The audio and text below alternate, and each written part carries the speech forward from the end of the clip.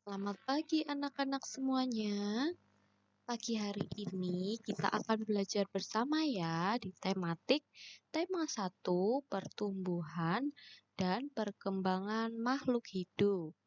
Subtema 3 pertumbuhan hewan. Kita masuk di pembelajaran yang keempat. Nah, hari ini kita akan belajar untuk MUPEL Bahasa Indonesia dan juga PPKN.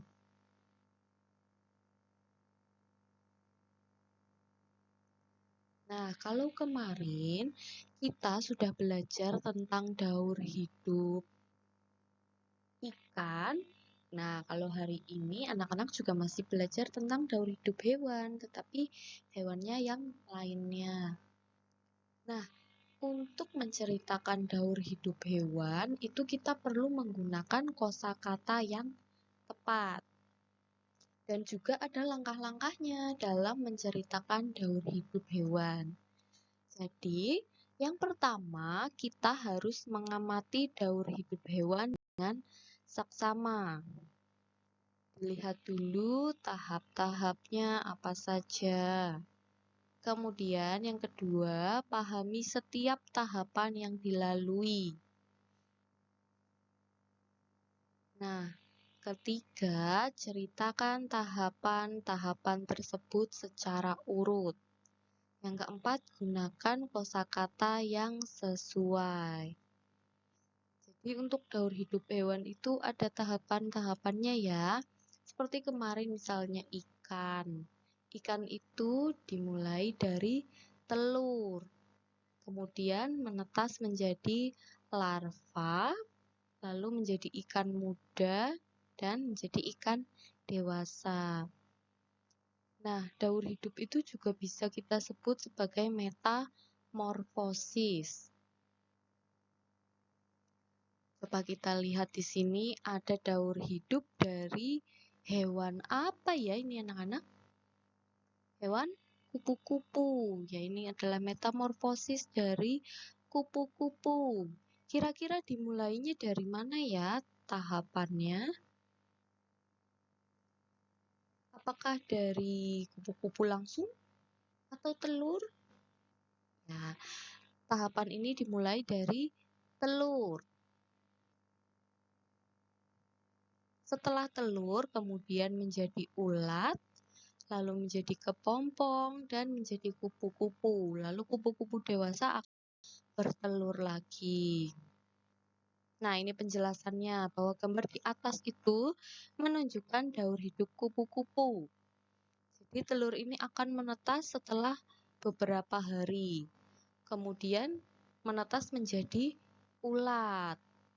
Nah, ulat ini perlu memakan daun agar tubuhnya menjadi besar. Kemudian, setelah cukup lama makan daun, ulat akan mencari tempat untuk berdiam diri dan membuat kepompong, membentuk kepompong ya. Nah, setelah itu tubuh ulat akan berubah menjadi kupu-kupu yang indah. Nah, semua makhluk hidup itu memiliki daur hidup. Betapa sempurnanya ya ciptaan Tuhan, betapa Tuhan menciptakan makhluk hidup dengan begitu detailnya. Sampai kepada hal-hal yang terkecil seperti telur ini. Tuhan memperhatikan semua keperluan ciptaannya. Nah, anak-anak juga akan belajar untuk menceritakan daur hidup dari tahapan demi tahapan. Tadi dimulai dari tahap pertama yaitu telur. Nah, pada tahap pertama ini anak-anak bisa membuat kalimat sendiri ya. Di sini Bu Amalia mencontohkan kalimatnya. Telur tersebut dalam beberapa hari akan menetas menjadi ulat. Anak-anak bisa membuat kalimat menggunakan kalimat anak-anak sendiri yang menggambarkan tentang tahapan daur hidup telur ini. Kemudian tahap yang kedua yaitu ulat. Sini Bu Amalia mencontohkan kalimatnya, ulat akan makan daun-daunan sehingga tubuhnya menjadi besar. Lalu yang ketiga tahapannya adalah kepompong. Ulat mencari tempat untuk berdiam diri dan membentuk kepompong. Lalu tahap yang terakhir atau keempat itu kepompong akan berubah menjadi kupu-kupu. Nah, sekarang anak-anak amati gambar daur hidup hewan berikut. Coba, kira-kira ini daur hidup hewan apa ya? Nah, anak-anak bisa juga menuliskan tahapan-tahapannya ya dari awal. Dari awal yang mana? Yang gambar ini? Atau yang ini? Atau yang mana? Nah, silakan bisa anak-anak latihan di buku catatan ya, agar anak-anak juga belajar. Nah, misalnya anak-anak bingung untuk daur hidup ini bisa mencari di internet. Jangan lupa bila anak-anak menggunakan internet, mintalah didampingi oleh orang tuamu.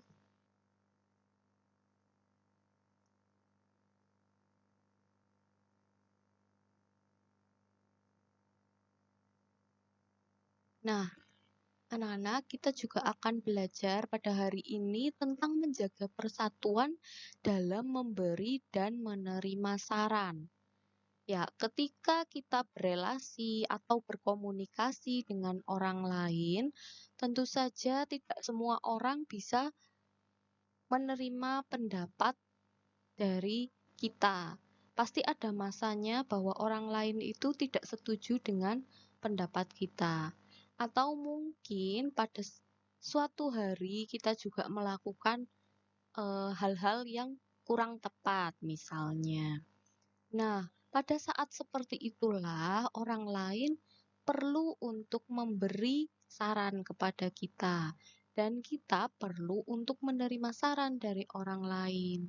Demikian pula dengan orang lain, apabila orang tersebut entah itu dalam kesulitan atau sedang berbuat salah, maka orang tersebut membutuhkan saran juga dari kita. Nah, di sini ada beberapa contoh peristiwa apa saja sih yang memerlukan saran agar terwujud kerukunan. Jadi anak-anak, untuk memberi dan menerima saran itu kita juga harus mempertimbangkan relasi kita dengan orang lain. Jangan sampai ketika kita memberi atau menerima saran justru yang terjadi adalah pertikaian.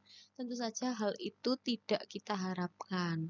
Yang kita harapkan tentu saja hubungan kita dengan orang lain itu tetap terjalin baik ya dan tetap rukun.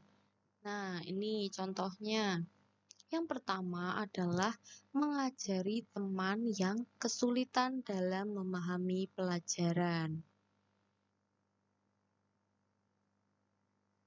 Ketika ada temanmu yang sulit memahami pelajaran, kita tidak boleh mengejeknya ya, tetapi kita justru harus membantu mengajari teman tersebut. Ya, memang tidak mudah sih, terkadang ketika kita mengajari teman kita yang tidak bisa, kadang kita tidak sabaran ya. Tetapi justru disitulah kita diajari, kita juga belajar untuk sabar pada teman kita. Kemudian, bekerja sama mengumpulkan sumbangan untuk korban bencana alam. Nah, apakah kalian sudah pernah mengumpulkan sumbangan untuk korban bencana alam? Ya, di Indonesia sendiri terbilang cukup sering ya mengalami bencana alam. Misalnya saja yang paling sering terjadi adalah gempa bumi, kemudian tanah longsor. Nah, harapannya untuk menjaga kerukunan di antara masyarakat Indonesia itu anak-anak perlu juga untuk mengumpulkan sumbangan.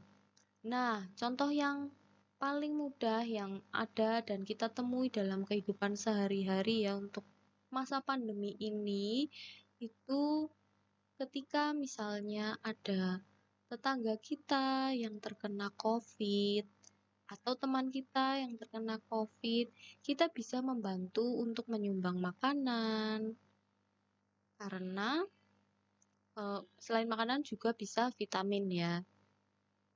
Nah, karena tetangga ataupun teman-teman kita yang sedang isolasi mandiri karena terkena COVID, tentu saja tidak diperbolehkan untuk keluar.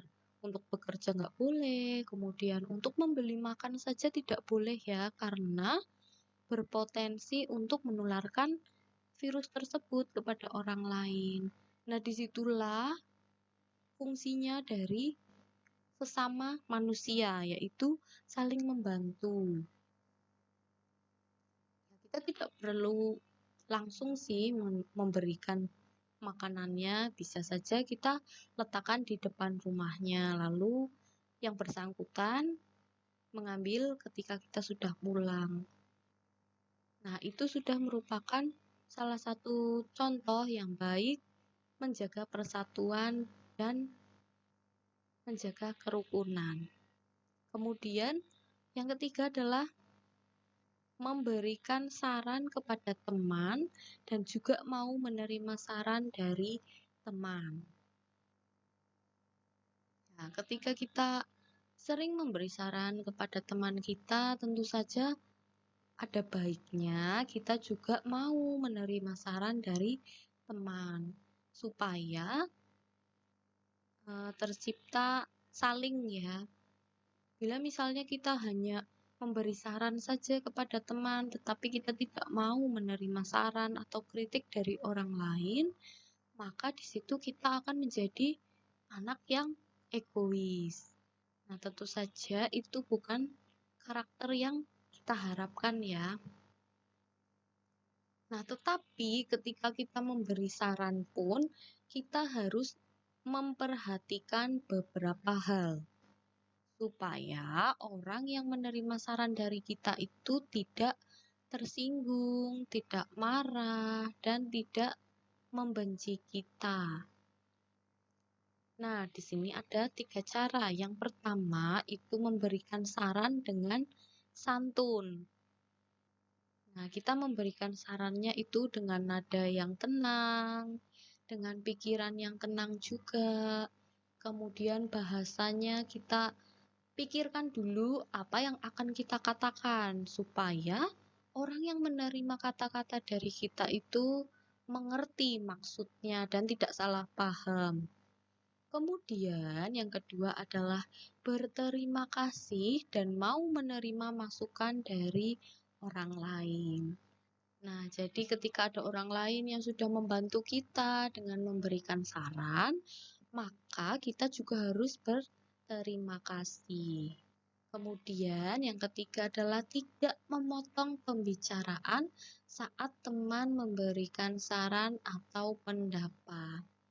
Ya, anak-anak, mungkin terkadang ketika kita melakukan sesuatu dan ternyata di hadapan orang lain yang kita lakukan itu belum sesuai dengan kehendak teman kita itu, kadang orang lain itu memberikan saran kepada kita. Nah, pada saat itu memang terkadang kita juga muncul sifat ingin membela diri atau tidak mau disalahkan. Tetapi bila misalnya kita memaksakan diri untuk membela diri pada saat teman kita berbicara, maka yang terjadi itu tidak baik. Maka meskipun kita merasa bahwa kita sudah benar, tapi orang lain memberikan saran, maka yang harus kita lakukan adalah mendengarkan dulu orang tersebut sampai selesai berbicara. Jadi tidak dipotong ya ketika memberikan saran atau pendapat. Nah, setelah teman kita itu selesai memberikan saran atau pendapat, barulah bisa kita bicarakan baik-baik. Tentu saja tidak perlu dengan nada yang tinggi, cukup dengan nada yang tenang dan santai saja. Nah, demikianlah anak-anak pembelajaran kita pada hari ini. Semoga bermanfaat. Sampai jumpa lagi di pembelajaran selanjutnya. Tuhan memberkati.